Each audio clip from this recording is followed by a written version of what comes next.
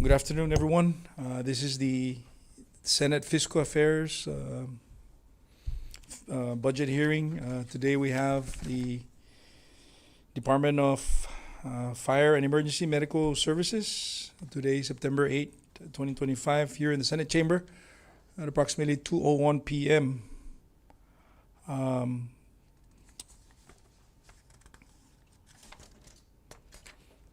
wish to recognize Jolene. Can you please go ahead and call the roll to effectuate the quorum? Present. Stiga.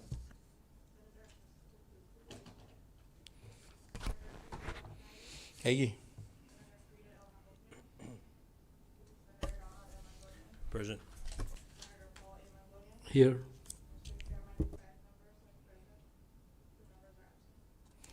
With 5 members present, we have the requisite quorum to proceed with this budget hearing today. Let the record reflect that Senators Magofnia and Cruz are hereby excused from today's budget hearing. Before I request the department representative to proceed to be seated, I would also like to recognize the Legislative Bureau staff assisting us this afternoon. To my immediate left is the legal counsel for the Senate, who is assigned to Fiscal Affairs, Counsel Joe Bermudez. To my right, Mr. Delbert Komotsu, who's the IT, that's responsible for the coverage for today's budget hearing. The gentleman that's taking photos is the Youth Congress coordinator, but also serves as a PIO when available. He's responsible for posting of our social media, Mr. LJ Castro. To his right is the Sergeant at Arms, Sergeant at Arms Benjamin Terlahi. And the gentleman seated next to him is the Legislative Assistant, Devin Macronas. And the gentle lady that I've recognized to call the roll is the Legislative Assistant for the Senate, Jolene Dueñas Tagoboyo. And did I miss anything? Anyone? We are set. And again, thank you, Ms. Jasmine Camacho, for joining us this afternoon, as well as Bruce Camacho for joining us this afternoon. And at this time, Sarge, can you please assist Commissioner Pua and his key staff, whoever he chose to have seated with him in the chamber, to the appropriate seats, and then we'll begin.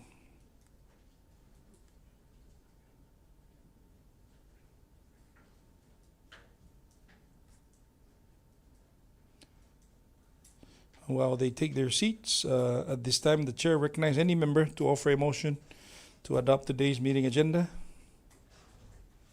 Mr. Chair, I move to adopt today's agenda. So, motion offered by Vice Chair Donald Manglonia. Do I hear a second? Second. Seconded by Senator Calvo. All those in favor to adopt today's budget hearing agenda, please say aye. All those opposed say nay. Motion carries. Today's agenda is hereby adopted. Moving on item 4, public comment. Any member of the public that wish to offer any testimony with reference to our today's agenda? Let the record reflect that item 4, there is no one in the gallery that offered any testimonial with regards to today's meeting agenda. I do, however, want to recognize item number 5, the invited testimonies.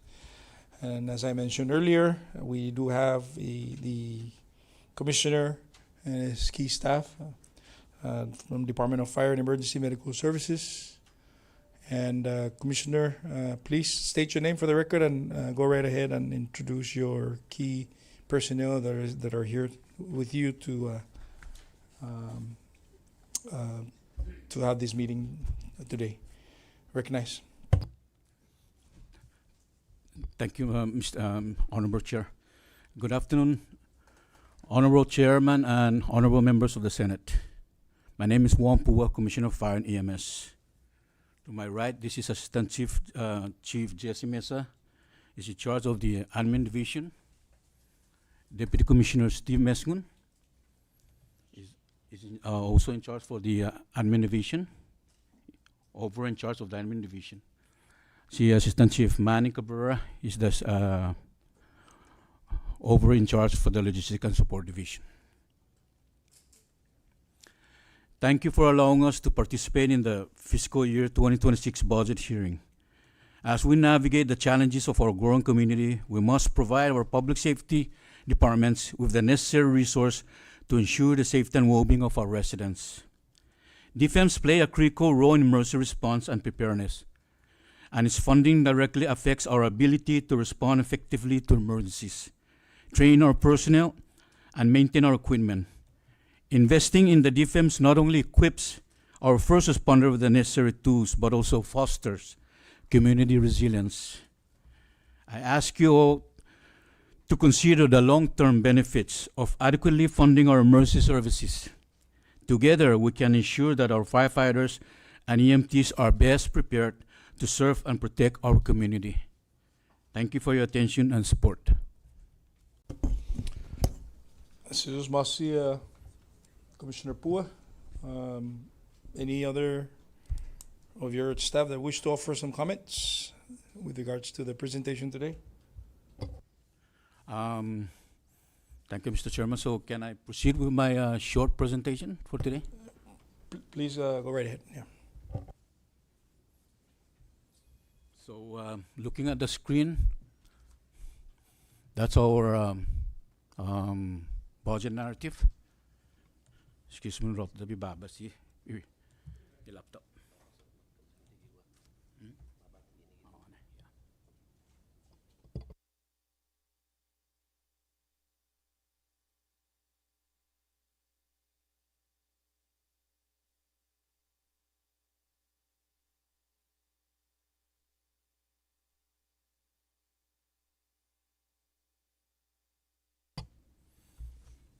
So our mission statement is to preserve life, property, and the environment through decisive action, strong leadership, teamwork, and faithful community partners.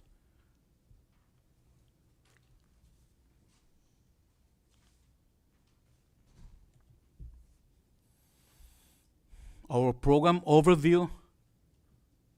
The Department of Fire and EMS was created by Public Law 18-73 on January 25, 2015, to do the following: to engage in fire prevention, control, and extinguishment of fire, and respond to emergencies where life, property, or the environment is at risk, provide emergency and non-emergency services, conduct special operations that include search and rescue on land, air, and sea, hazardous material response, wildland and marine firefighting, conduct fire code enforcement and arson investigation and extinguishment, conduct National Fire Protection Association training guidelines and certification through the National Board of Fire Service Professional Qualification, conduct National EMS Education Training Standards and certification through the National Registry of EMTs, and to reduce the risk of fire injuries or death and the need for the EMS through effective public education and injury prevention program.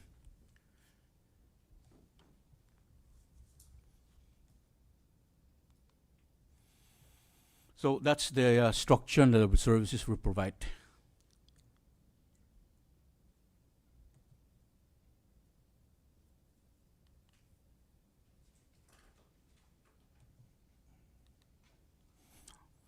Our strategic goals: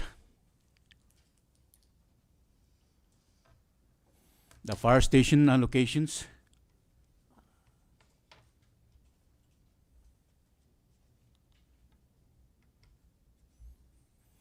our challenges and the strategies to the challenges.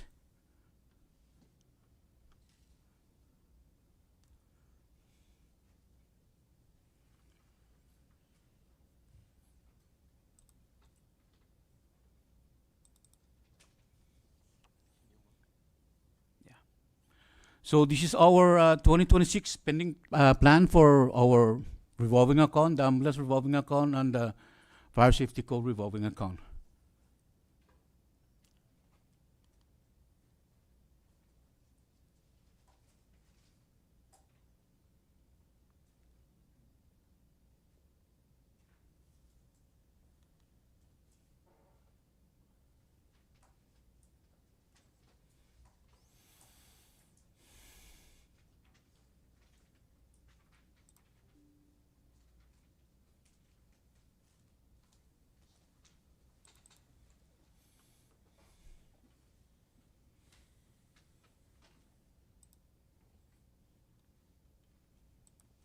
Again, this is our mission statement.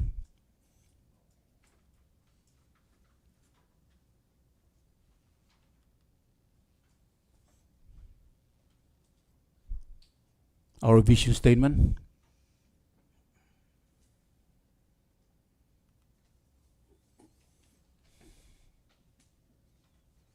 So there are a total of 150 personnel across the CNMI.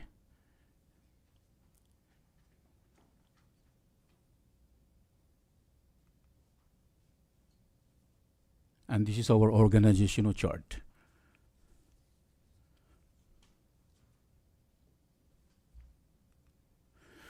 We are NIMS compliant and we are Pro Board certified, and we are gearing towards the National Registry certification.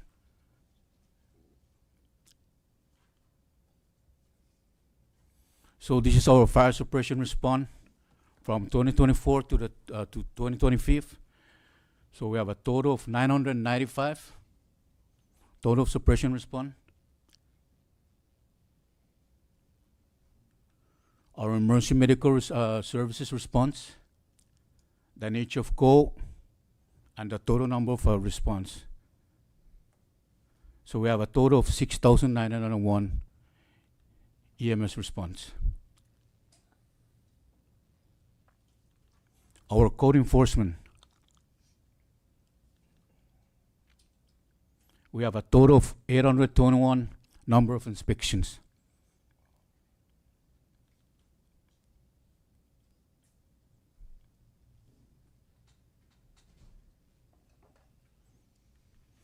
And we have about 179 new permit and 642 for renewals.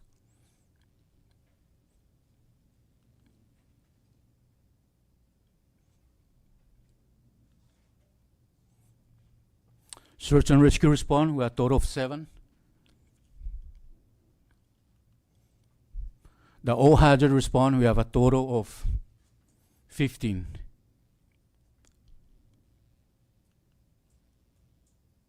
And this is our community outreach program.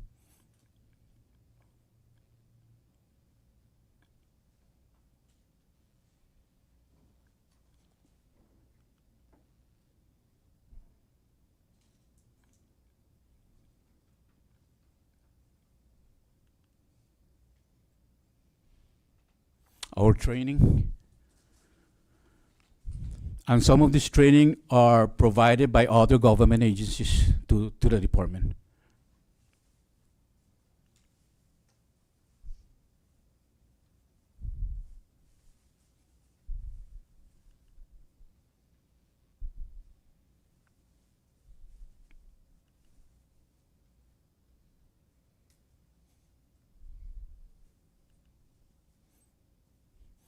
And these are some of the federal grants that we receive from U.S. Department of Agriculture, Forest Services, National Highway Traffic Safety Administration, and the U.S. Department of Health and Human Services.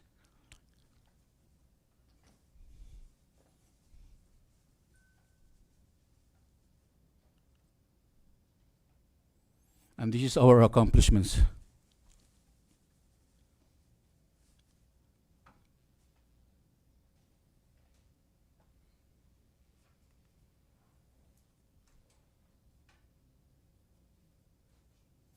Our priority for 2026.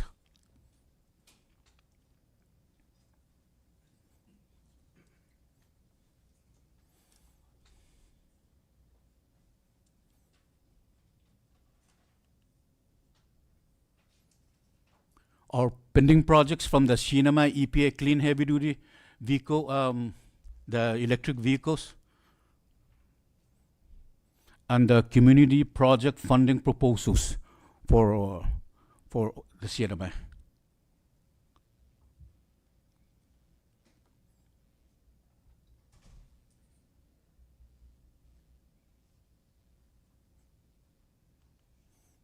Thank you.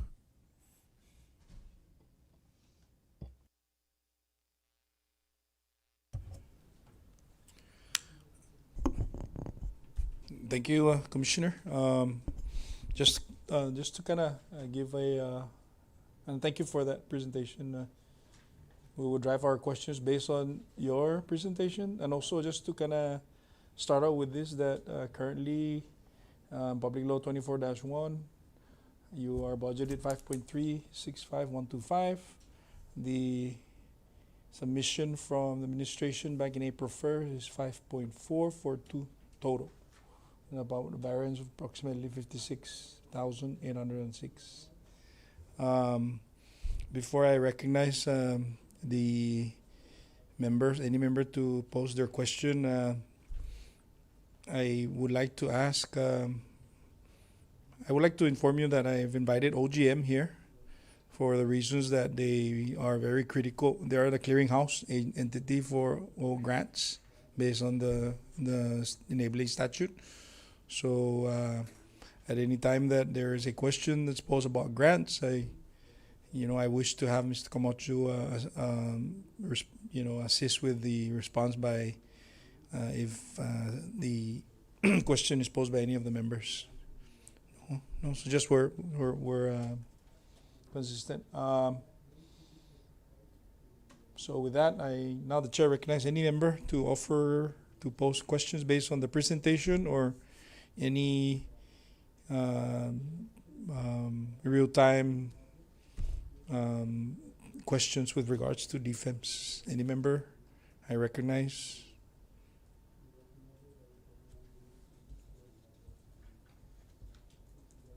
Senator Calvo. Thank you, Chairman. I'd like to just inquire on, I know we saw the glimpse of the federal grants versus our local, appropriations at a glance. I know on our side, we have 2 known grants, and you had a listing of grants that are provided for the services. How much of the personnel relies on the local appropriation versus federal grant appropriation when it comes to personnel?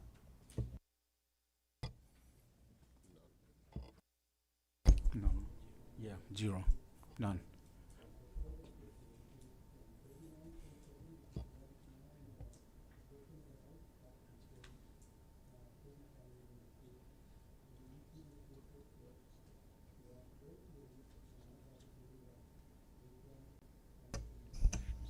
Thank you, Chair. Are you? I'll pass for now. So the question is, if there's any personnel are being funded by the grants. The grants, yes. So the response is there's none. So all of your officers are 100% Local. It's a general fund. Yeah, in the general CMI funds, funds. Mr. Chair. And just for more clarification, all those projects under the federal grants are all specific projects for some sort of operations, Okay. trainings, and so forth, but none on the personnel side. Can you pop that up if you don't mind? That particular segment there, or that slide. The ones that it's ongoing right now. Yeah, this is a yearly new So grant Okay. projects. Okay. So this is what Chairman Cowell was referring to, correct? Okay. All right. Any Vice President Donald Manglonia? Thank you, Mr. Chairman. Good afternoon, gentlemen. Good afternoon, Commissioner. The question I have is based on your operations in the current fiscal year. How much or what do you expect to receive at the end of this fiscal year in terms of the fees and the permits that you've issued? How much are you expecting to receive or have received up until the end of fiscal year 25?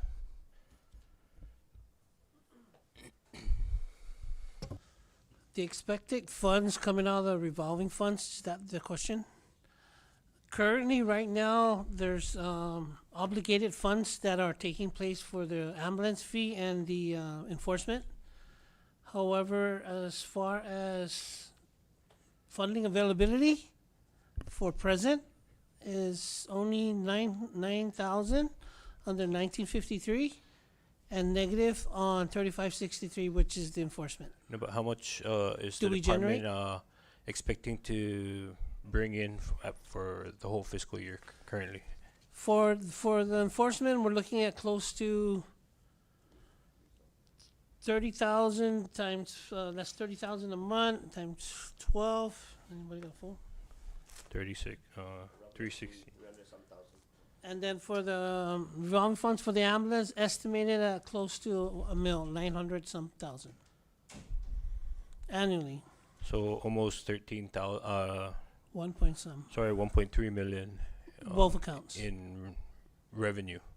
so to speak. And what's your operational expenses to date, year to date, or since the start of the fiscal year?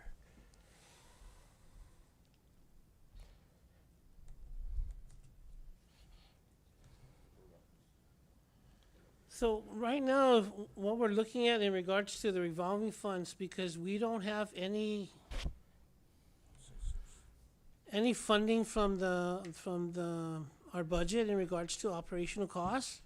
So the revolving funds for both accounts are 100%.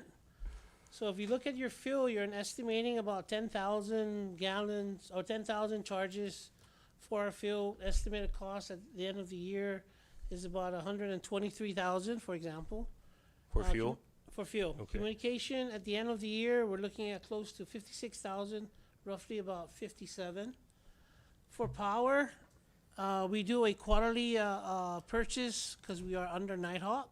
So we spend on a quarterly basis about 31,000. Estimated cost at the end of the year, 124,000. Repairs and maintenance, compared to last year, fiscal year, we spent 598,000. This year, we're spending about 800,000 as we speak. Operational costs, that includes medical supplies and station needs. We're spending close to 400,000. The exact number is 389,675.42. Total expenditure for this year, with the repairs and maintenance, operations, and medical, we're spending about 949,000. Okay. Now, what you spend on repair, is that something that you anticipate to spend yearly or annually? Or is this like a one-time expense to bring some of your equipment back in operation? As far as repairs and maintenance, yes. Replacement, that's not even close to it. Because replacement of any equipment is going to cost a little bit more than repairs. Right. So just the repair itself, that's what we're looking at. Anything that goes beyond that, like replacement, is going to increase that amount. Okay. Thank you. Ms. Jasmine, in regards to the OIA, for this current fiscal year, how much of defense personnel were able to be covered by the OIA grant? Thank you for that question, Senator. I believe that OIA grant would only cover their overtime payouts.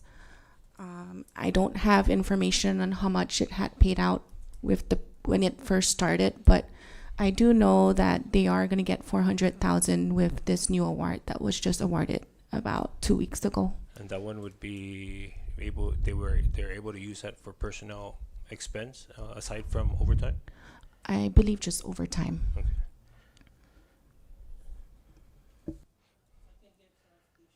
So you're saying there's additional 400,000? Correct. For next fiscal year? Yeah, though? and currently, with information gathered, the account has been already established. Allocation hasn't been allotted yet. We need more adjustments to the grant before we can allot the allocation. Okay. But that was also awarded in the current fiscal year? I'm not too sure of how much they got prior. I'm just aware with what we're going to allocate, hopefully this week or next week. But that's for starting October 1st? And maybe current if needed. Okay. For payouts. Currently, we exhausted the Yeah. first initial grant that was actually awarded to us. Okay. Roughly about 300-some thousand, which all went to reimbursement of overtime pay. Okay. Now, is the overtime because of the lack of personnel or because of the different responses that you've presented? The overtime accumulation is based on the need of number of personnels, for every apparatus that exists, and we have to be somewhat compliant with our National Fire NFPA, National Fire Protection Agency, which requires certain numbers of individuals that needs to be present for every emergency. For example, on a low hazard emergency, which is a single dwelling, you're looking at a roughly 15 firefighters that needs to be present on the ground. So one is yes, overtime. Two is yes, we're in need of additional manpower. And what's that magic number to be able to reduce overtime and to ensure that each apparatus is addressed and manned? And I cannot give you an exact number because there are unforeseen individuals who happen to have what they call bona fide emergencies that normally don't show up, and then we have to augment that space that's void. We're looking at an estimated cost for every overtime a year. well, I mean, in the current fiscal year, right, almost 400,000. Yes. And so, how do we shrink that number? How many FTEs are you needing to be able to shrink that number? I mean, I'm gonna have to get back to you because all I have right now is for every apparatus, right. there's a requirement of a minimum number of staffing, which is the safe apparatus staffing according to NFPA standards. I didn't see in the presentation a request for FTE. Are we not needing additional FTEs for next fiscal year? Yes, those are the non-funded FTs, no that? Yeah, so there's like Yeah, 14. Senator, yes, of course. We got some vacant right now, and we were trying to augment to do that replacement back, and we still need additional man heads to cover more of these operations, especially in the operation side. So yes, definitely. Right now, that presentation that we had, yeah, 14 for now that vacant. So I can kind of ask the members to please continue to be watchful on that vacancy. So we still need that vacancy, and especially those are unfunded. We kind of highly requested to continue. Also, we can see if there is funding to establish that and fulfill that additional funds to cover the additional overhead of the manpower. Is there something that DFEMS can do in the meantime in terms of using revolving accounts to fund some of these FTEs, take them through the cycle, get WIOA to cover 6 months of their time, and then transition over? Is that something that has been considered? The revolving is 100% operational costs. Right. And just adding salaries to that is going to jeopardize the response of our apparatus as far as repairs and fuel. So I strongly recommend that salary be somewhat excluded out of the revolving funds because of the fact that we don't have any operational costs from the general budget. Because if you look at our total expenditures, we're exceeding our numbers as far as generation of funds. So right now there aren't any plans to conduct a cycle unless there's funding for those FTEs, is what you're saying? Yes. Okay, but have you already begun that discussion with WIOA in terms of covering down for the first 6 months and with the possibility of getting an extension for these FTEs? Yeah, so that's one of our plans to go through WIA, and if they can cover this 14 FTs, and then on the next budget, we're going to request for funding to augment WIA if the grant expires. Ms. Jasmine, is that something that you can verify if the OIA grant can be used now for regular personnel hours as opposed to just overtime? Yeah, I can look into that. Okay. Thank you. Maybe that's another way in which could help fund these FTEs. But I think just as we've done in the current fiscal year, if the chairman and the committee agrees to maintain these FTEs as unfunded, or in the event there's additional funds that we can move around, or if we get clarification on the OIA grant that could be used to fund personnel, that could be one avenue that we can look into. Yes, that is a great plan, but we have to be very careful that we can support that additional funding when it comes to them transitioning to the 100% to DFEMS, to the local account. Right. Because that is one of their biggest requirement from, what is it called, WIA, that it has to be an assurance that we are going to pick them up after this 6 months period. Well, if we get confirmation that the OIA grant can cover them, then we rather see them employed as a civil service individual as opposed to accruing 400,000 in overtime, which is time and a half, right? And that's something that we could address the shortfall of FTEs moving forward. Because once that grant runs out or expires, we're still going to accrue that cost in the preceding fiscal year in terms of overtime, because again, these are overtime that is needed in order able to respond to these emergencies. And so if we address it now through the OIA grant, if that's allowable, then we can ensure funding for these additional FTEs come fiscal year 27. And so if that is possible, and if that is allowable, then that's something that we can consider now. We'll keep the FTEs in there. If we're unable to find additional funding, then use the OIA grant to help fund them. And then once they're on board, then we can ensure that they're fully funded come fiscal year 27, if that's something that the department is open to. That is all I have for now, Chairman. I'll yield. This is Marcia, Vice President. Senator Cruz, recognized. Thank you, Chairman. And good afternoon, Commissioner and your fire team. I'm assuming in line to what the floor leader was saying in regards to overtime. Because I always understand that overtimes are always unexpected every time law enforcement comes, especially also defense, right? So I'm assuming you guys covering overtime with revolving fund, or whenever there is help from the administration, you guys they cover down overtime. Yes, we Revolving fund. the Okay, revolving account. so how much overtime are you guys accumulating per day?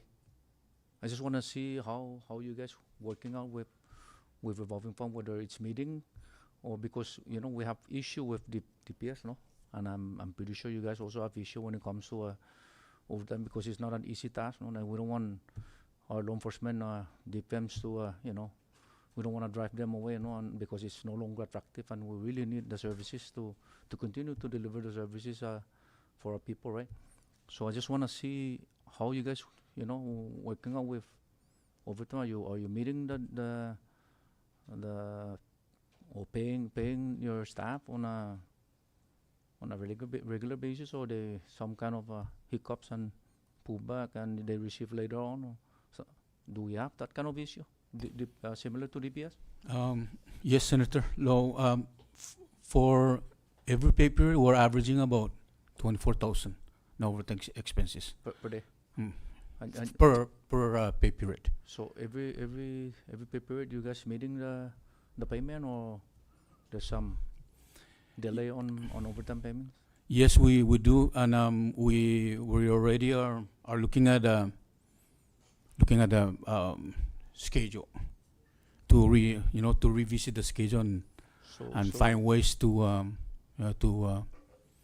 save.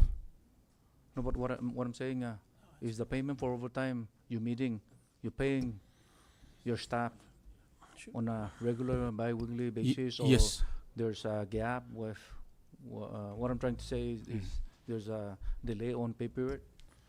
Like either they don't get at this pay period and they come next pay period they get paid, or maybe twice two pay period they don't get paid. And The Is delay is not longer than the following pay period. They normally get paid the following week, based on certain requirements that needs to be approved and certified before that actual payment.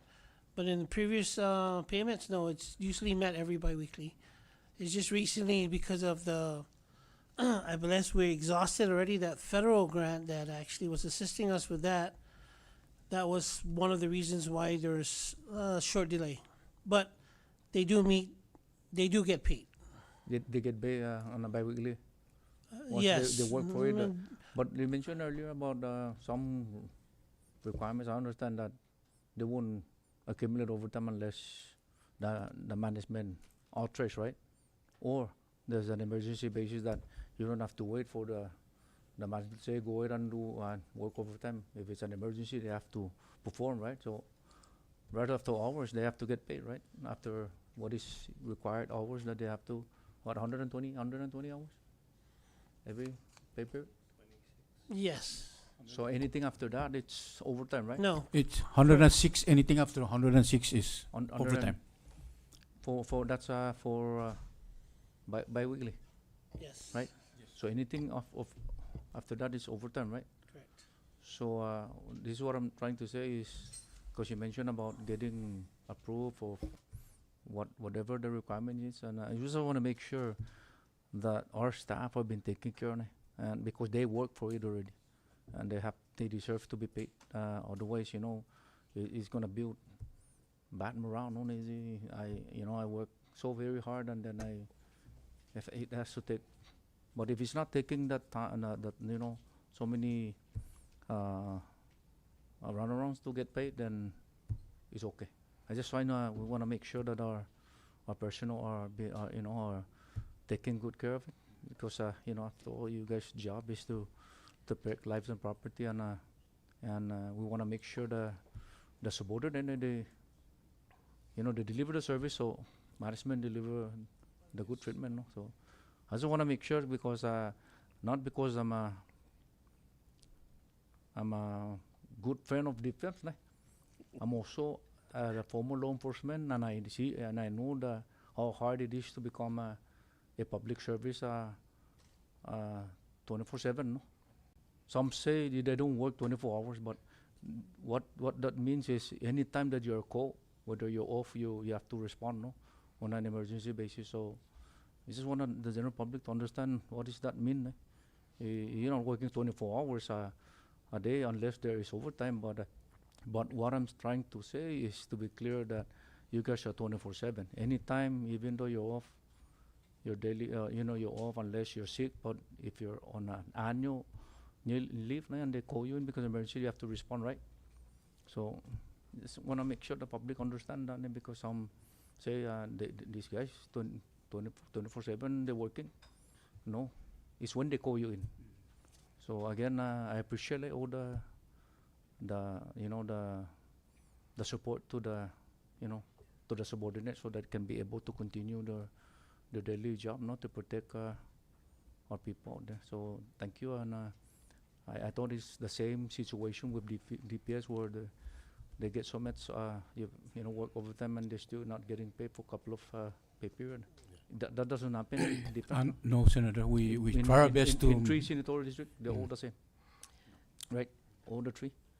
Yeah, for more clarification, Senator, also dinansya that the revolving really augment gini overtime loki gini with the flexibility that you guys gave us, with the law that created the public law was that the revolving give us that flexibility.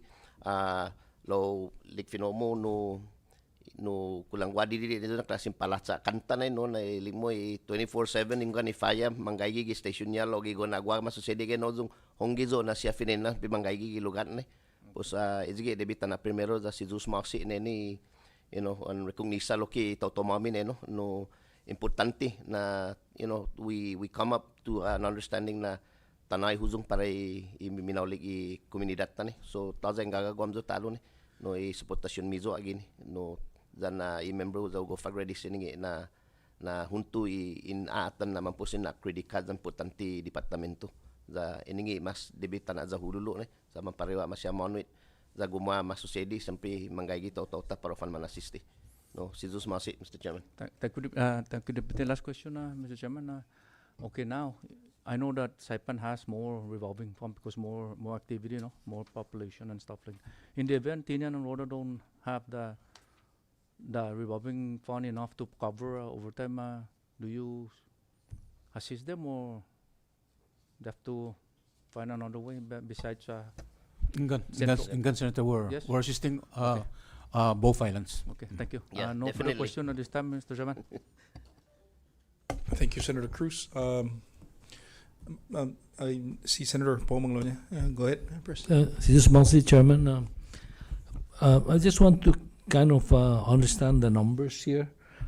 For example, on 2024 actual budget versus the governor's proposal, no, on the wages and salaries, just so I can understand this. For example,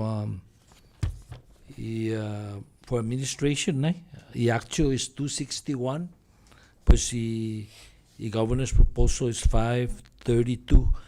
Is that because maybe the 24 we were getting ARPA or federal money supplementing it, and that's why it's reflecting only the local portion, or is this a realistic figure for the total wages and salary per administration or emergency services? For example, 2.1 plus to 2.8 is, is that because of the supplemental federal grant coming into play here? I just want to kind of understand, for example, with the administration, that's like 80% increase. Pagugi EMS, emergency services is maybe 2.8, no, it's about 40% increase. Afan what dongkulo na diferensya? The difference in cost is based on the number of personnel per divisions. The one you're asking in regards to the Division of Emergency Response, they have the majority of numbers, which more bodies. But what I'm saying is the 2024 it's 2.1 million, but the 2026 it's 2.8. So it jumped from 2.1 to actually the budget for 25, it was 3.3. So it's almost 60% increase, no? So I'm just wondering, there's that big difference from 1 year to the next. Is that because the number is not reflective of the total wages? Sa supplement the year before, it's not showing us what's the true picture of the wages? I need to double check in regards to what you're saying, because sometimes the fringe benefits don't actually reflect in the budget. Sometimes it's just the actual there, Janet. President Chairman? Senator, may I clarify? If you look at the admin office, there was an increase of 2 positions, and that's from the dispatch office division. So that would be the increase in salary. Also, we need to take in mind that effective this January, the premium rates for health insurance has increased. So that also is a factor to the increase from 2025 to 2026. Okay, so the average, I'm just roughly adding it, it's about 50% increase for wages and salaries. The difference with the admin is where you're seeing the different in wages and salaries is because they decreased their dispatch office by 4 personnel, and they increased the admin office by 2, and I believe EMS by 2. Okay, maybe any salary, no? Yes. Okay, going forward, is the repair and maintenance? I guess you did not incur any 23s and none in 24, and you're asking for 600,000, no? And so you are zeroed out. So how do you intend to repair and maintain your equipments? Like mentioned, since I think it was 2021, 22, when We just never receive any operational costs. And the operational costs came out of our revolving funds. 600,000 worth roughly? Yes, that's how much is quoted right now, based on the year-to-date expense. Okay, so now realizing you're not getting any, is there any federal money you can borrow or use to meet your maintenance and repair? In the next piece? Senator, maybe two more clarification. No, maybe we can take a look at on because Senior may mention the 2021, 2022, and that time appropriate the all others on the general account. Is they recently? I think they just move away from general account and they just dump it over to revolving to take care of all the Torudui operations, the all others. So I believe we need to get back what year is that when they start transitioning over to the revolving no na atutungay sige banted yun lili gano na 2023, 2022 or 2021 taigwi taza gi tiano gi revolving sa. Oh no, I'm just looking at your request for 600,000 for 26, but zero gini, pues how do you intend to address that and get ma-zero out? Definitely, siyempre na we're gonna go overrun, no? We're gonna do overrun, siyempre deficit, Senator, dangin sa kaso, no? Yeah, para ni utility na zero, Yeah, siyempre. siyempre dangin do. Sa ililig niya na we accumulate roughly na years 1.3, right? Lo gi operation na may sesta we get the chunk majority kana over a million and the majority of the percentage goes to the repair maintenance again, no? Idi 600 some thousand again, no? Na yun papaisin. Because definitely we might be incurring deficit siyempre hanggang sa kaso continue with these trends up to the end of fiscal year hanggang sa kaso gumama sa society. I hope Senator that kana clarify sa ko lang nun lili sila mo taza 2021 or 2020 no. Sinya transition over to when did they start the revolving that they na mapasa budgeting act gedo na sakan na manoy daling you gonna be fully funded by all others go to a revolving account. No? Yeah, and they give us a flexibility on that. No? Every fiscal year we do submit a actual estimate cost for all utility, power, and all that. But the government or the budget was not able to fund all others. That, like you said, how are we going to generate funds to pay for it when it's zero? It's usually going to come out of the revolving funds. As far as federal grants to assist with this this amount, maybe I can talk to Bruce to try to help us in regards to locating some funds, because I don't normally see grants that actually do help for purchase, repair, maintenance, unless the grant actually purchased a vehicle that's covered the repairs and maintenance. Okay, Mr. Chairman, there's one final question, and maybe this is more to your operation. Right now, do you have capability for aerial drones, like to I guess look at the overall side of the fire so that you don't have to send people to the top of the mountain there or the hill? Is there capability right now with for drones? We do have one individual that actually operates the drone that can actually provide assistance in regards to area familiarization or area recon. However, we did take a training that deals with air drones, but unfortunately the funds to sustain that training was never provided or sustained. So you don't think that, I mean, now with the technology, right? We do have advancement, one. You would Before, think that we that would have should had 5, but now we only have 1. be- This thing 911, is 911 working in all the islands? If I call 911 and I need help, will you have a GPS of my phone? Where am I calling from and all that? For now, no, Senator, there's none existing right now. That's why there's a bill that we really, recommend and support to to have that generation of next gen 911 no system. As the capability pago no tawza nini GPS no gipago. It's just a call na managang alum i caller, and then we identify mano nagagi donya location, and we kana dispatch out i medic pa di suppression no para mano an exact location and you know we still not in that capability yet with that, but the next gen 911 that if that bill passes, you know we really is gonna make that no extinction to have that reality. What does the bill do? I believe the bill has been introduced down at the House, if I'm not mistaken.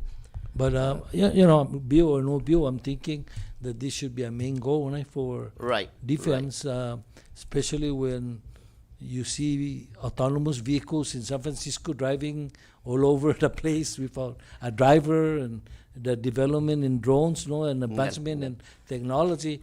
Maybe can you give us an idea of your plan for the next year or two as far as taking advantage of some of these technologies, no, so that it can help us, you know, come to the emergency quicker and Yes. Dinancio. without delay, no? Then Dinancio, Senator Tororo, it boils down to the bottom line is a question talo, siyempre dollar sign, no?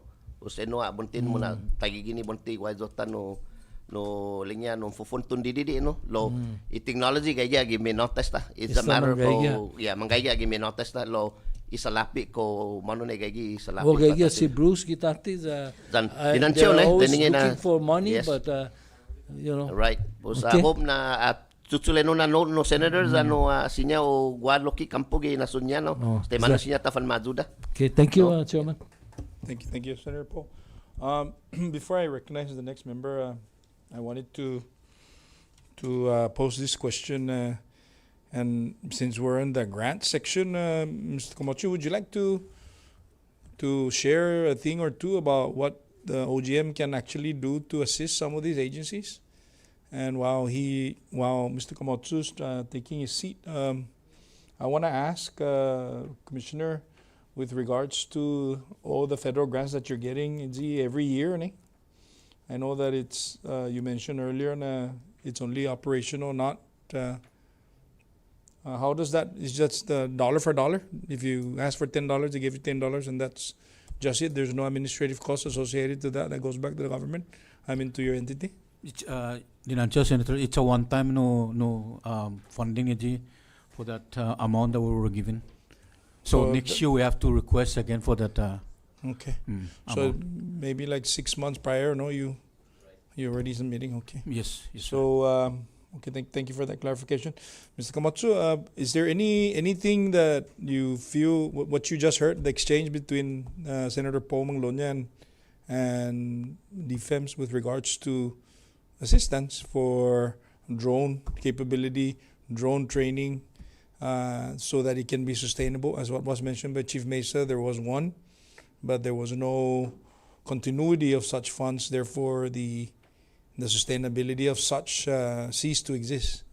So what can you offer as far as OGM? Because I know that one of the things that the mandate of 1949 is to assist, right? Can you just share what your thoughts about it? Thank you, Mr. Chairman. Sorry.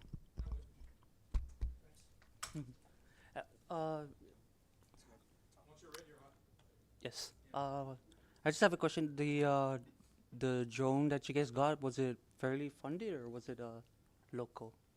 It was actually under a federal grant. Okay. Do you remember the grantor or? I believe, what's her name? Yeah, it was the company Bel Air, but it was, say it again? Sorry? Bella Wings. Bella Wings. And it was actually coordinated with NMTech. NMTech, okay.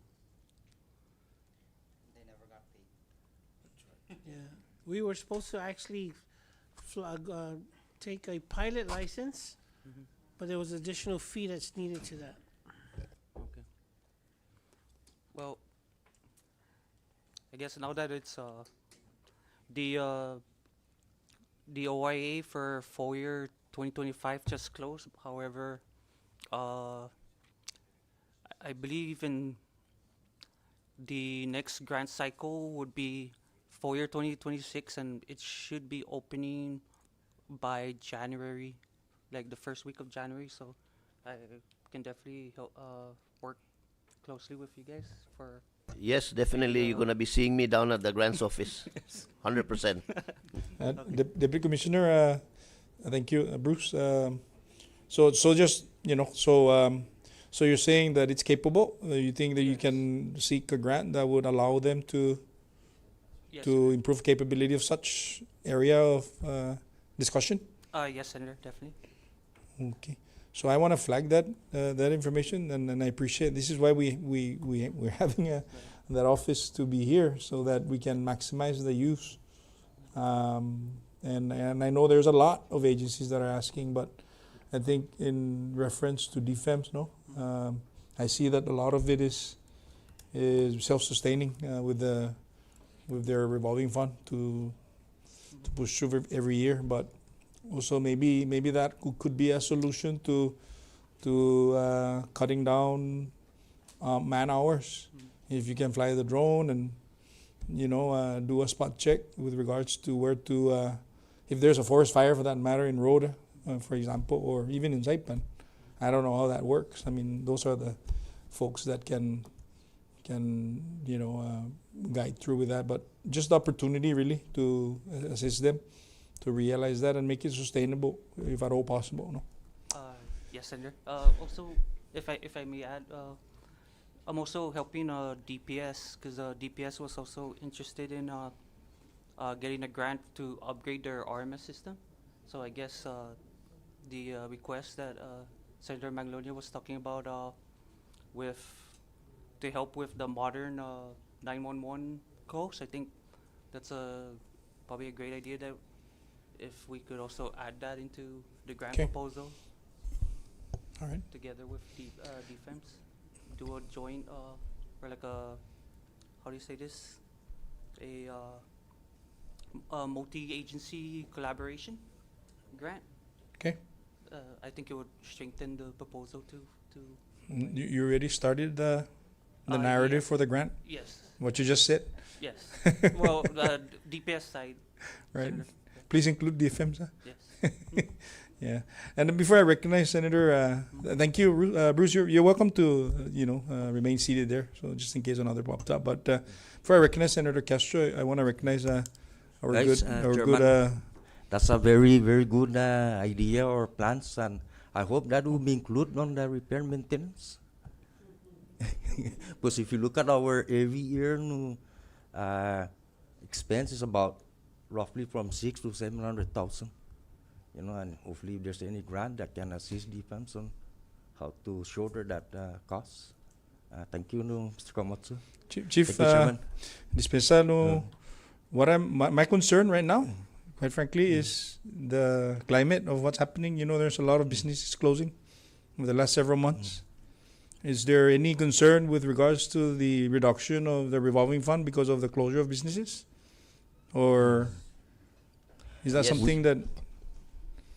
Is there any concern with the agency with regards to the diminishing amount of revolving fund collection because of the closure of businesses over the last several months? Pungan, Mr. President and Chairman, it is a domino effect. So you close your business, definitely we're not gonna go there and inspect sa ma-close na, Oh, right? so no. Sa tada, yeah. So Well, we hope that there's going to be one opening soon, no? yes, that's what we're counting, no? Na Yes. pwede we'll cross our fingers guaning it an opportunity para Right. ita. Okay, I just want to mention that. Before I recognize for the second time Senator Manglona, I apologize. I meant to recognize our Lieutenant Governor and Acting Governor for joining us this afternoon. Thank you for being here, LT. Okay. Senator Castro? Thank you, Chairman, and thank you, colleagues, for having all the great questions. First question I wanted to ask OMB is in regards to the data, if you have it readily available, what's the average claim for overtime per FTE within defense?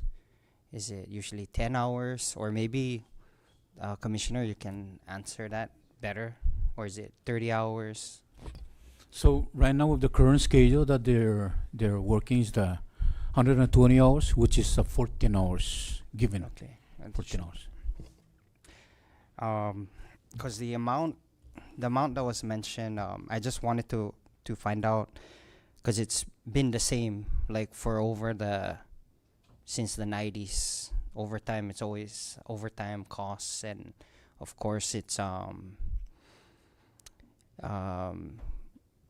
not to say that it's not warranted, but like the example Senator Paul mentioned earlier, especially with Bella Wings coming in, the drones, some of them are a lot more affordable now.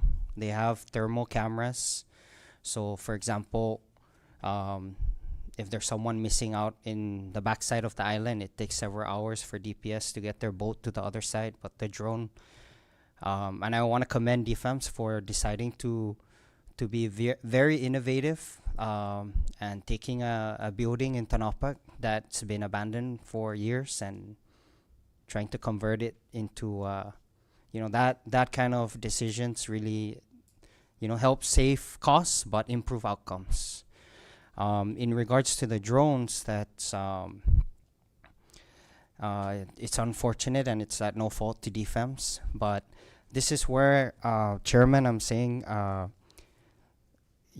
with respect to our funding of education, sometimes we can put in a line item language that funds these types of needed resources and educational training activities that other departments can benefit from. So for example, if our high school students are graduating with or getting certified in FAA certified for being a drone pilot, to operate a drone that can be used for search and rescue, which OMG can help identify, and it can also reduce costs, overtime costs possibly. Or currently, is there any like swing shift or swing pool that we have to tap into, or is it we're really limited like right now with personnel? Is there a limited. program in DFAMS for like swing, like let's say you have several other, maybe people that have other jobs but they're already DFAMS certified, and if there's a shortfall, we can call them to come in? Or is that not? No, we don't have that. Yeah, so some fire departments, they have like swing shift, or they have a reserve unit. I introduced a bill for a reserve unit. I know a lot of my colleagues in the House were concerned about where we're gonna get the funds, but if we have 400,000 in expense, we can possibly mitigate that cost if we're saying that the average is about 10-14 hours of overtime. But then if we have a swing shift of 20 firefighters or reservists with a budget of $500 a month, or just some ideas. I'm not, but sometimes we're already used to just putting in overtime, but I'm sure there's a lot of people that want to be firefighters also, but they also love their job on the other side, whether it's they have another full-time employment. So that was just more of a statement, if we can look into those kind of programs.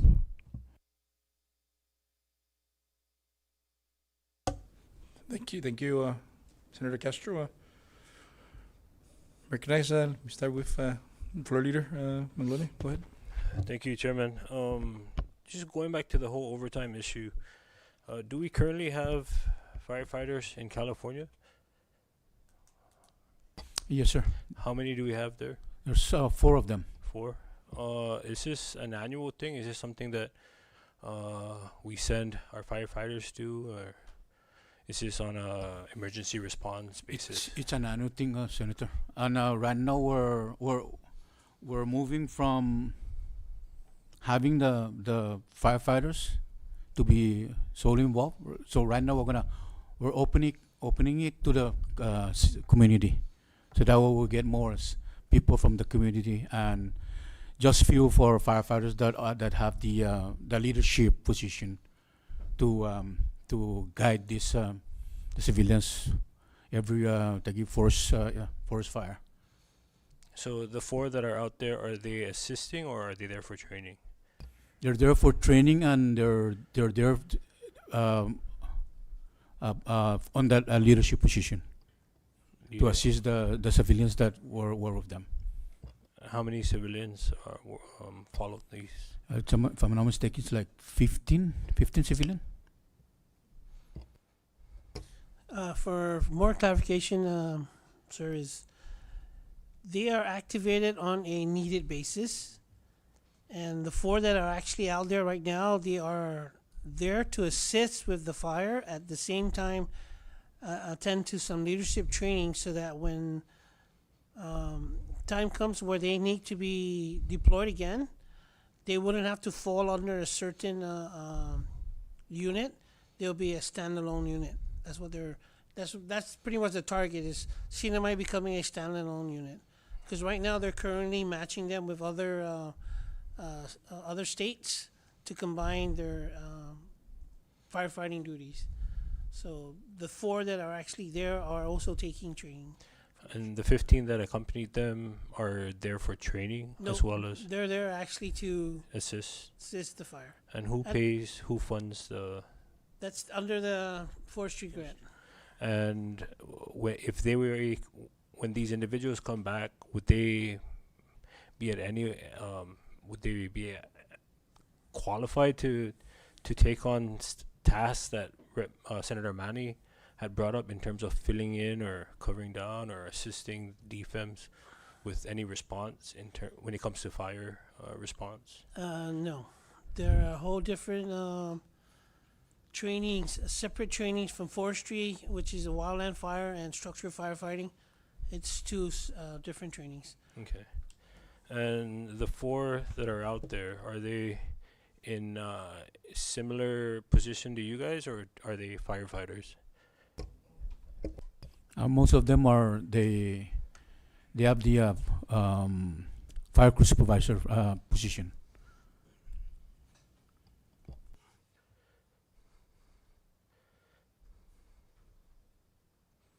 So these individuals are not at all part of the reasons why we are incurring overtime? No. So there's no one covering down for these 4 that are out there assisting in that sense? No, because we use the division's personnel to augment the operation. So no one's incurring overtime while you're using these other division heads to cover down? Yes, they're accumulating of them because of the work schedule that they have, the 120 hours. Because But they're to- covering down for these 4 that are not here? No.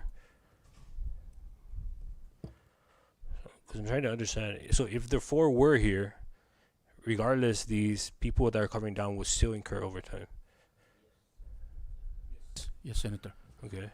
Because I'm trying to wrap my head around the need for more FTs, but then we have people, and don't get me wrong, I don't, we support our people going out and helping, but if we can't afford it, that's not something that we should continue to allow, if that's the case, if that's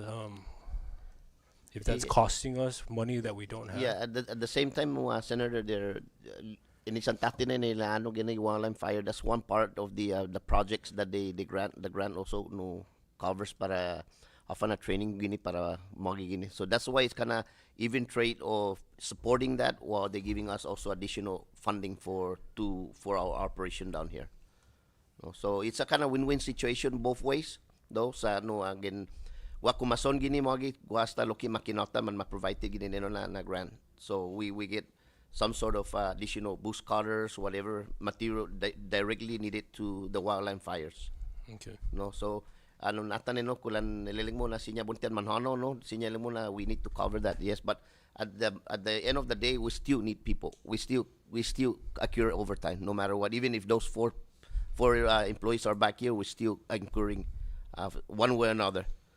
like I said earlier, dangin sa kaso no unungo gyambulang geno huzong ne pus wa actual true emergency no may saloid. I understand. No, no. I just wanted to make that clear Yeah, and I put on know. the record because here we have PSS threatening to go on austerity and closing down schools Right. for certain Yeah, days, and so make I just ready wanna the make sure belt that- sa mangay geno huzong ikantun salan Yeah. ni manono magi no. Okay. Lo, like I said, I know priority everything. We're just asking necesidad di departamento. And I know, don't take me wrong, senators, but I know you guys can make this even. So tunga aloke na waloke siyempre no huzong no. It's not gonna be a popular no decision by the end of the day. Gizamzo siyempre ne sa no todo da departamento munisita judo.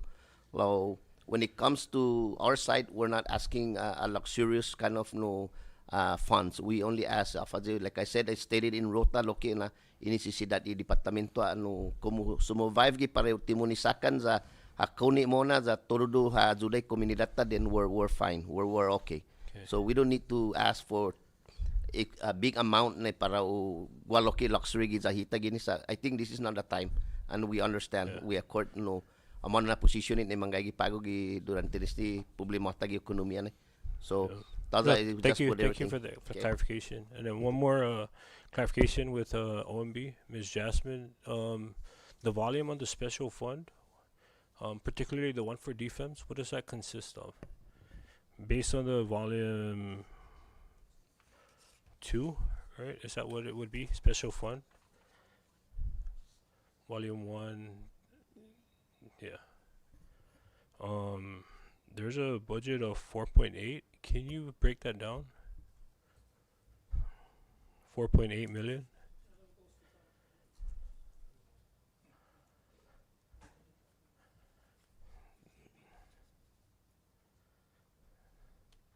That's around 1.8 for administration and fire prevention, and then 3 million in emergency services. So that was the available balance as of the date when we ran it in, I believe, March. But I ran some special fund reports today, and Chief Mesa had shared how much the balance was earlier, and it's not 1.8. For the administration side. Oh, the administration side, yes. There's I'm two sorry. funding source, right? One is emergency services. I guess at the time it was printed, there's a projected budget of 3 million in there. Mm-hmm. I believe that was certified later on in the year, and it wasn't that amount. Okay. Yeah. So this is cumulative of throughout the whole years and not Yes. just one fiscal year. Yes. Okay. Thank you for clarifying. I yield, Mr. Chair.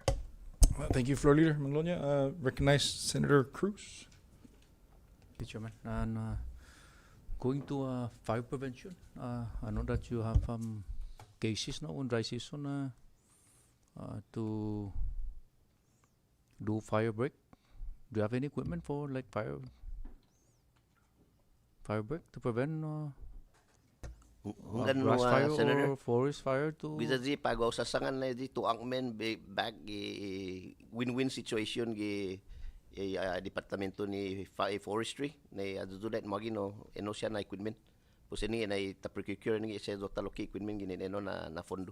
So you guys gonna get from this federal equipment? Yeah, forestry. Because I was thinking of I don't know OGM. I know you guys handling map and tap, no? I don't know if you know about that. The maintenance system program and the transportation. Maybe perhaps I know that you mentioned earlier, no. But if I didn't hear that you mentioned about map and tap, I apologize about that. Maybe you can connect them with map and tap if you guys haven't. Yes, definitely. We're really assured about the maintenance no plan with that and the technical assistant. The map is the maintenance assistant program, and the other one is the technical. Maybe perhaps so both we're dealing with that. Maybe perhaps you can get equipment also from the map and tap, because that one is for equipment also. Yeah, definitely. Yeah. Now that the chairman OGM so then we're gonna be sitting down to have additional project for defense, and be assured na isn't a project is also gonna consist Rhoda and Tinian. Because this, I know this program is under the IOA, and Yeah. it's the territories are entitled to that. So maybe perhaps can assist them because of our lack of resources. Thank you. Thank you, Chairman. Senator Cruz. Senator Paul Manglonia. Thank you, Chairman. While Bruce is here, can I ask for an update, Bruce, on the EV for the three islands? I understand you mentioned earlier, or the commissioner mentioned that there's two fire trucks for Saipan and one each for Orantinian on the EV. What's the status of that funding? I'm sorry, Senator. I'm not really fluent with that grant. It's we have another grant manager that's dealing with that grant, or like handling that grant. But all I know is from my to the best of my knowledge of how I can remember a conversation with the grant project manager was I believe there's 7 vehicles, if I'm not mistaken, that are allocated for defense under the Clean Heavy Duty grant. I believe 5 for Saipan, 1 for Tinan, and 1 for Rhoda, if I'm not mistaken. I don't know if you guys might have met with Denshu Manglonia. Yeah, I think you're right. Okay. Well, I guess I just wanted to ask about the status, because it's almost a year already since we heard about this grant, and we hope that we can speed up the RFP or whatever that is necessary to move the procurement forward. 'Cause that's a good grant that I think they can use, right? Yes. Especially because they're not gonna be repairing a lot of their equipments. They would be having the funding, but yeah, just maybe just provide us with an update, next time. And then the other thing I wanted to just bring up is not on the grant, but with defense. I raised this up already several years to the mayor's office in Rhoda, to DPW here also on Saipan. But I think it concerns your agency. The road from Swimming Hole going toward Song Song Village, that has been shut down for maybe 8 years already. And my worry, and I keep bringing this up, is that if there's a fishing accident or a medical emergency and you need to take that road, it's shut down. So can you take the lead working with your with the Rhoda defense? Open that up. I know DPL already has a designated rerouting because of encroachment issue, but it seems like nobody wants to pick up and run with the ball. And if there's an emergency, God forbid, in Swimming Hole, and or south of Swimming Hole, you have to go around to get there and then go back around again. That's a nice scenic route. So can you help in that regards, because that falls under your jurisdiction to come to the aid of those in emergency need, right? Fast. Yeah, thank you, Senator Paul. First time I pabihungok any there is a reroute for encroachment, because I think that's one of the major issues there. Private landowners na i-chalan ni manhalom. So that's far as I know, Palopagong Molix on kana mention ani na guasta no rerouting of public land no DPO na gua access gano na pudo no. I can probably push the issue out on the mayor. I can talk to the mayor also because of the situation that we raise up on this kind of concern, which is legitimate. Ngan magay na nanggin sa kaso no. Parewa za nido na I allude and thank you no Senator Poe na Loki zalutan na imambabam gipalisan tati communication, which is you allow defense and other law enforcement to augment a communication for the south, the backside of the island, which is tremendous. Parewa pagyon sasangan na klaseng issue no. So it is magay no kulan no really makes sense na debi importante na patababay. I just wanna put that on record. Thank you na information no Senator Po. Sa sinyap I can start doing that conversation with our local leaders. Kintodo Hamzon isita dudun mizoloke na local delegations, and we'll talk with the mayor and we'll push it over to public land that tali ni DPWs te mano ni sinyat manado da no. Okay, thank you, Senator. Thank you, Senator Paul. Thank you, Deputy Commissioner. I want to ask Jasmine. Can you please repeat, or can you run that by us again with regards to the manner in which we're rolling out that OIA assistance for premium pay for our law enforcement and defense? It was mentioned earlier, but there was like you said there's an account established. So with the current grant that was awarded about 2 weeks ago, the accounts have been established for the agencies that will be receiving funds from that grant. They're currently en route to our office for allocation. So as soon as we receive that and all the documents are in place, we will allocate those funds, and they'll be available for expense transfers needed for the overtime payouts. Okay, so in a hypothetically speaking, 1 October, and we got the 4 million or whatever the percentage of the the allocation. What would be the process? Will this grant be paying it out in cash, or was it a reimbursable concept, to say the least? It should be paying them on their payroll. I'm just not too sure about how the process in detail is, but it should be coming out from their payroll from that grant award. Okay, the reason why I pose this question again, because we have some of our enforcement folks. I can't speak for DFEMS here, but I do know that Rota and Tinian, both DFEMS and DPS, there's it's a recurring issue now, and it keeps if we don't retire it, then it keeps rolling over to the next pay period. And the concern that we have is we don't want to, for all intents and purposes, we don't want to wait any longer. We want to make sure that they get paid rather sooner.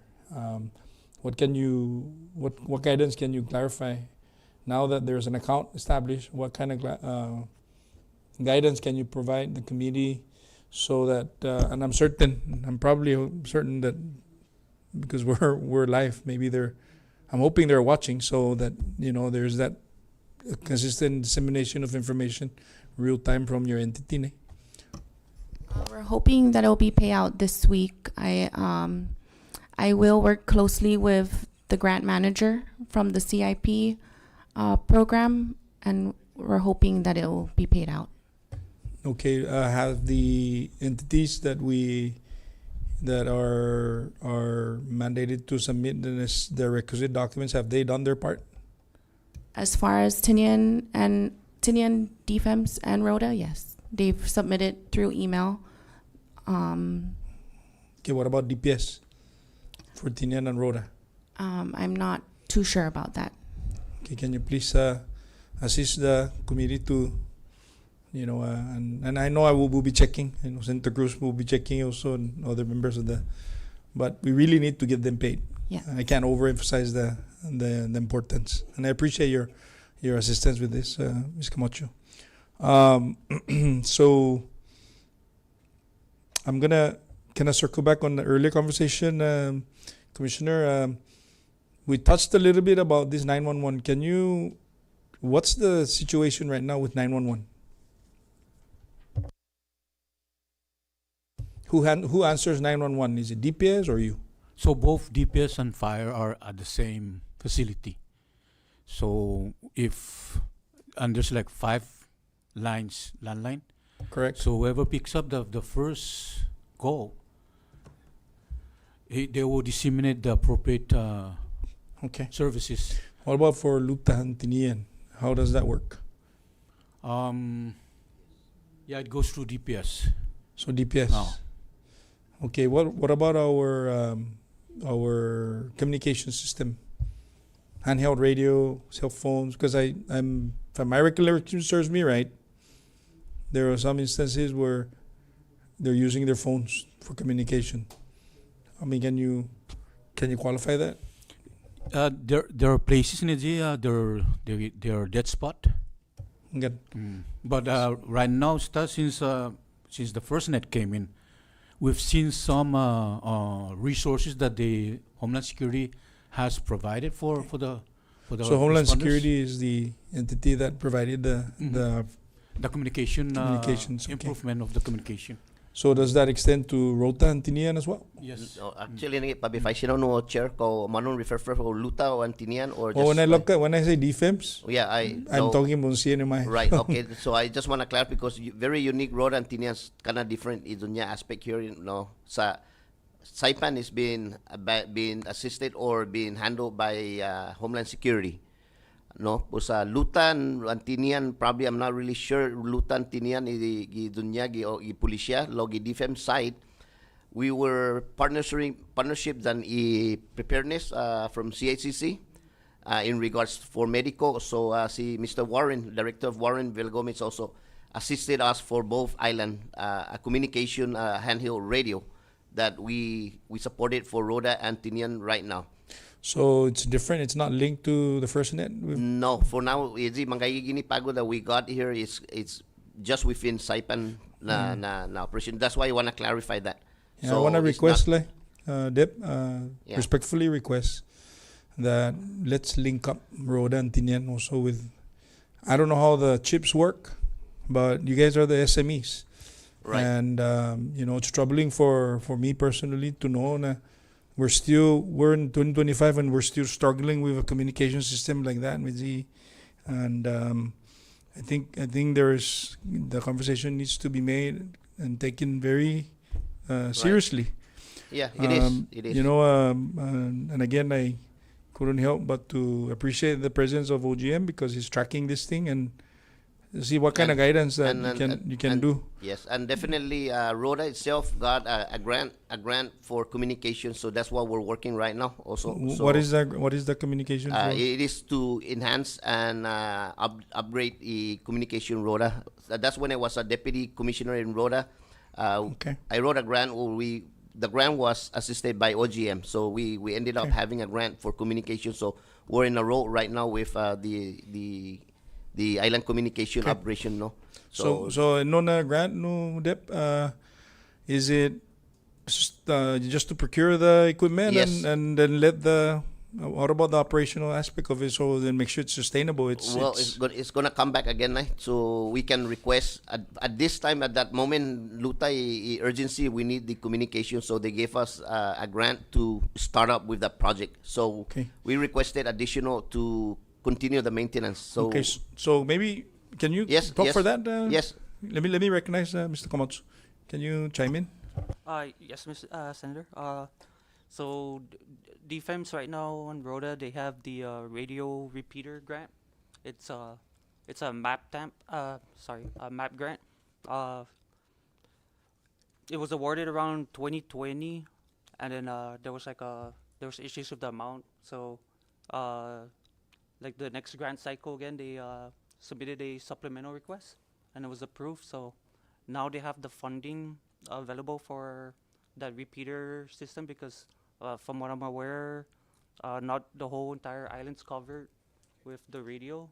So they're trying to bring it up because you could, like fishermen could be in one side of the island fishing and then there won't be any communications with if they were to call like 911.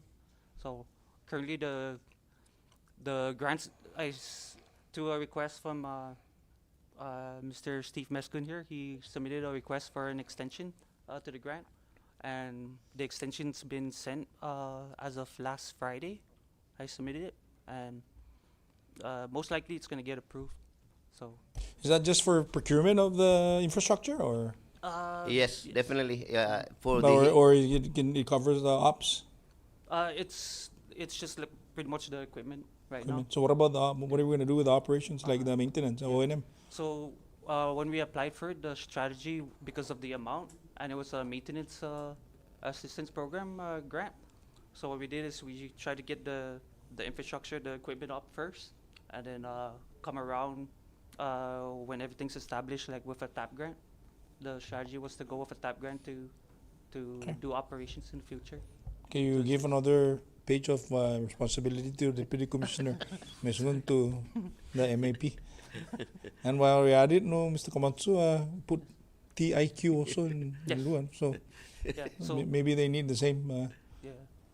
Yeah, but at the same time, no, Chair, just for the moment in time while this thing is getting in place, like I said, I commend also the hospital partnership. So they're supporting us also with That's good. LMR radios right now going through ITNE. So wherever the cell phone goes and where's the dead zone, the cell phone dies, we will die also. So, Okay. but the basic is the 90% probably of the south and north side of Rhoda is being covered, and also Tinian. So Tinian probably on the north side maybe it might have a dead spot coverage, or I hope it hits here the Tapauchao side or the ITNE tower. So we still have, at least we are able to continue the service. Thank you. No? Thank you, Deputy Commissioner.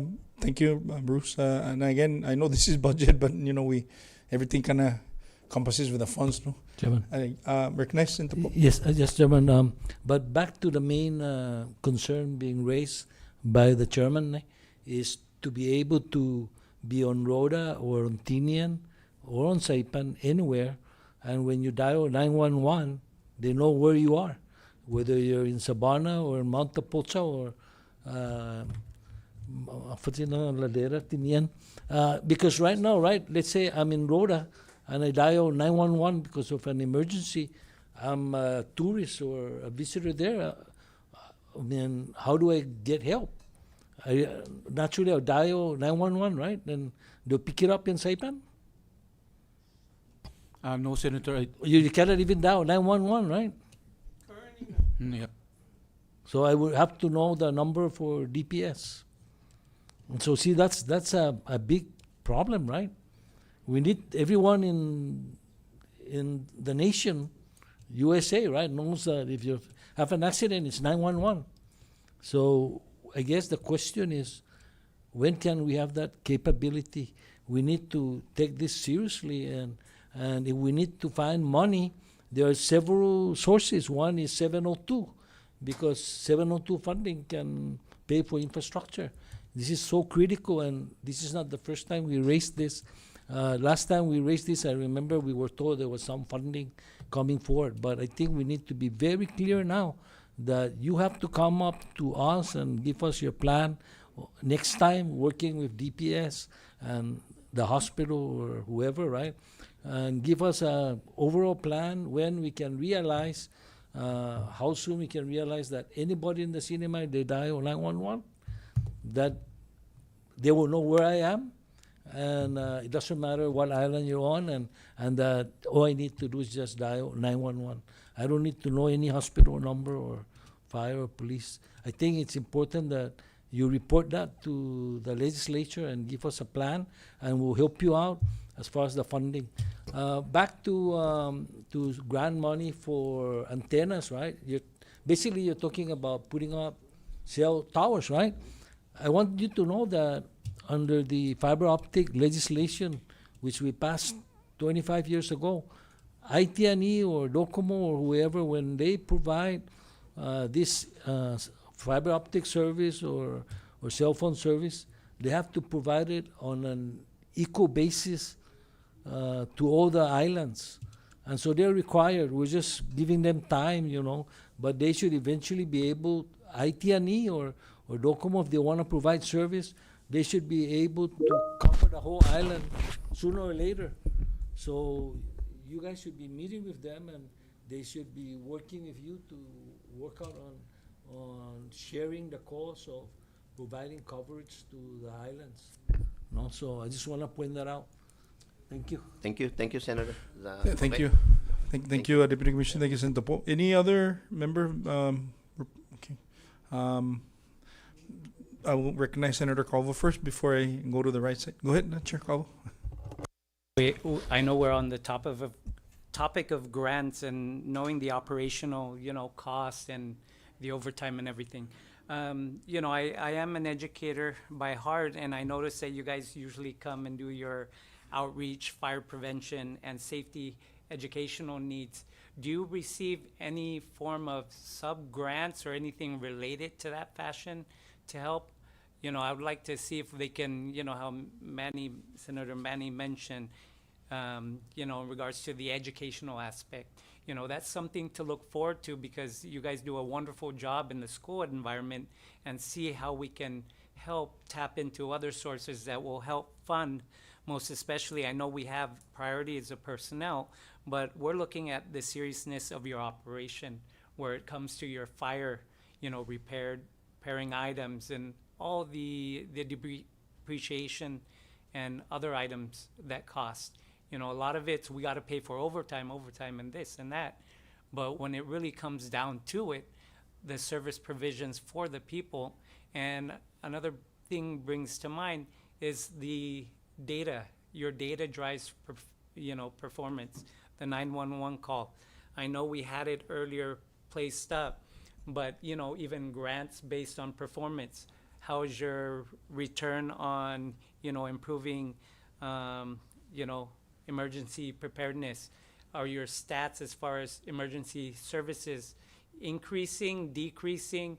That kind of stat that drives in funding and grants, and justifies, okay, we need this because we had an increase of, per se, fires over this period of time. So those are avenues, that just to broaden our horizon, other than the drone, as far as helping you guys, provide more opportunity for sub-grants or form of grants. And thank you for the explicit federal grants that we have in place that are bringing people out to get the proper training that we personally don't probably have, and to ensure your training, our people are, in-house trained, and that is covered by the annual expenses.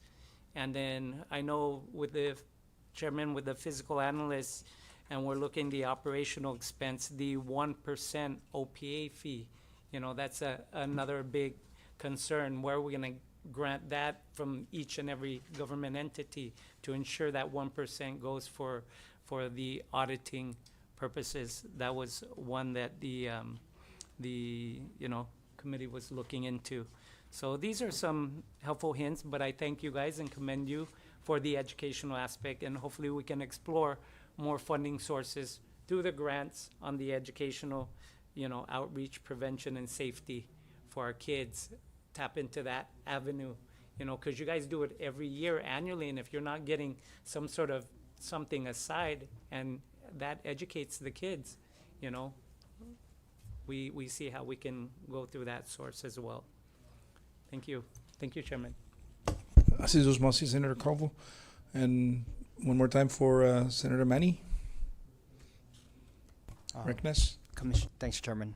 Commissioner, I just wanted to find out how are the shifts within the department? Is it how many shifts are there, and has it changed from what it was before due to budget or? So right now, Senator, there's 2 shifts. Prior to that, we have the 3 shifts, but the issue is that even our people, they're moving abroad. People are resigning, so we gotta take a look at the schedule. So right now we're running 2 schedule, and it's not by shift. It's your individually regular days off. So that means if I work today, I might not work tomorrow. So it's a different, not like before where Alpha comes in and work 24, Bravo comes in and relief. But now it's individuals days off, depending on the schedule hours. So we had DPL in here earlier, and I had the similar concern. Of course, with fire, it's gonna be worse given the information that you just presented. With the Rangers, their shifts is similar. It's like based on individual, so someone can be overtime today, and then like the hours are just all over the place. I know in a way it's comparing apples to oranges, but my just the you can only work so many overtime where your body's already like drained.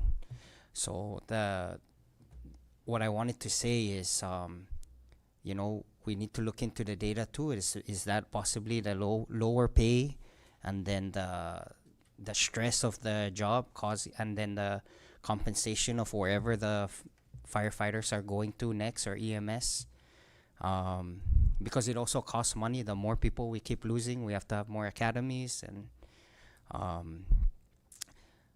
so if that's a big concern in the department, please put it in. I know maybe you guys are tired already because it's always zero funded, but I this is everything has a cause and effect, and there's always a correlation to certain things, and the data, it doesn't lie. When we're losing a lot of our people because of pay, because actually some of the salaries here, same thing with DPS. It's I feel like we need to put the money in those fields, first responders, as much as possible. You guys are doing great work with trying to get accredited, but once you do get especially recognized and you have the opportunity to lateral transfer, then it's also flight risk, because other jurisdictions can pay more. So it all has to balance, and this is also your time. I know, like what's been said earlier, every year it's a zero fund, but at the same time, sometimes the revolving account is also better because you have full control. So if there's other earmarks we can dedicate to mitigate the loss of firefighters or EMS personnel, to provide better training and growth for the department, just let us know. And I just want to say, first of all, like, thank you, given all the challenges that you guys are facing. You continue to do that. I also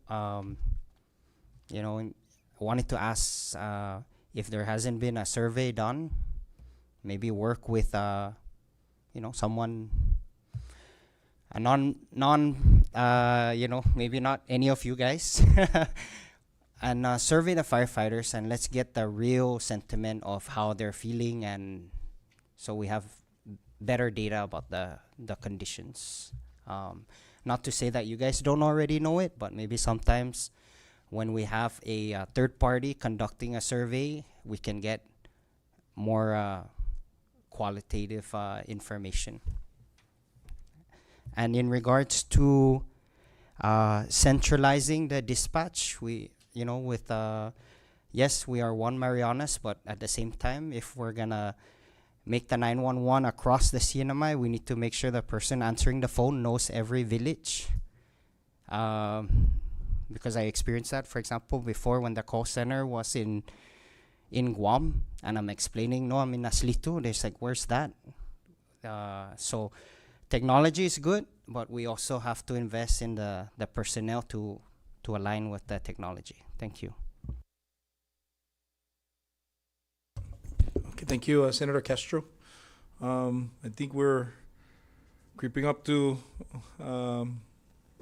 wrapping up this meeting today. I want to thank you, Commissioner, Deputy Commissioner, Chief, and both Assistant Chief for the exchange, the information that provided. I would also like to extend appreciation on behalf of the committee to Mr. Bruce Camacho from OGM and Ms. Jasmine Camacho from OMB for being here.